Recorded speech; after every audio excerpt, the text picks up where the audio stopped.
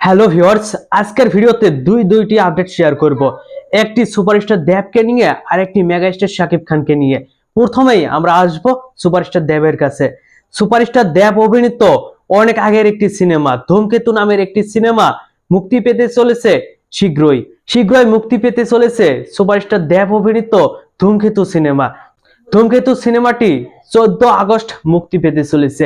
এই সিনেমাটির জন্য সুপারস্টার দেব নিজেকে বিলিয়ে দিয়েছিল। সুপারস্টার দেব নিজেই কিছু ইন্টারভিউতে এমন কথা বলেছিলেন। তিনি বলেছিলেন ধূমকেতু সিনেমার জন্য তিনি সবকিছুই করেছে। এই সিনেমাটি তার ক্যারিয়ারের সবচেয়ে বেস্ট সিনেমা। যদি কোনো সিনেমাকে সে 1 নম্বরে রাখতে চায় সেটা ধূমকেতু। কিন্তু দুঃখবশত এই সিনেমাটি 2016-17 দিকে মুক্তি পাওয়ার কথা থাকলেও এতদিন মুক্তি পায়নি। বেশ কিছু কারণে হয়তো সেই সিনেমাটি মুক্তি পায়নি এতদিন। তবে এখন এই সিনেমাটি মুক্তি পাচ্ছে। আজ কিছুক্ষণ আগে একটি পোস্টারের মাধ্যমে এই সিনেমাটি রিলিজের ঘোষণা দেন তাদের প্রযোজনা প্রতিষ্ঠান থেকে। সেই পোস্টারটিও কিন্তু অসাধারণ লেগেছে। সুপারস্টার দেবকে দেখতে কিন্তু অসাধারণ লেগেছে। মেগাস্টার শাকিব খানের বৃদ্ধ লোকটার কথা মনে আছে প্রিয়তমা সিনেমার? সেই বৃদ্ধ লোকের মতো এই সিনেমাটির বৃদ্ধ লোকটাও কিন্তু অসাধারণ লেগেছে। তবে সেই আমেজটা কিন্তু এখন আর নেই, যেহেতু এই আমেজটা আমরা ইতিমধ্যে দেখে ফেলেছি।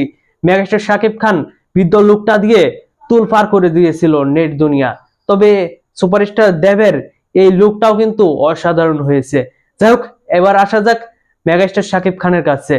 মেগাস্টার শাকিব খান কিন্তু রিসেন্ট একটি পুরস্কার পেয়েছে, মেরিল প্রথম আলোর একটি পুরস্কার। চলচ্চিত্র জগতে মেগাস্টার শাকিব খানের 25 বছরের ক্যারিয়ারের জন্য, তার অবদানের জন্য তাকে একটি সম্মাননা দেওয়া হয়েছে মেরিল প্রথম আলো থেকে। কিন্তু এখানে বিশেষ করে মেগাস্টার শাকিব খানের লুকটা কিন্তু ছিল অসাধারণ। আরো একটি লুক প্রকাশ করা হয়েছে মেগাস্টার শাকিব খানের তার নিজস্ব ফেসবুক পেজ থেকে। সেই লুকটাও কিন্তু ছিল অসাধারণ। যাই হোক, এই পুরো আপডেট নিয়ে আপনাদের কোনো মতামত থাকলে অবশ্যই কমেন্ট বক্সে জানাবেন। আর ভিডিওটি ভালো লাগলে একটি লাইক দিয়ে বন্ধুদের মাঝে বেশি বেশি করে শেয়ার করুন। ধন্যবাদ পুরো ভিডিওটির সঙ্গে থাকার জন্য।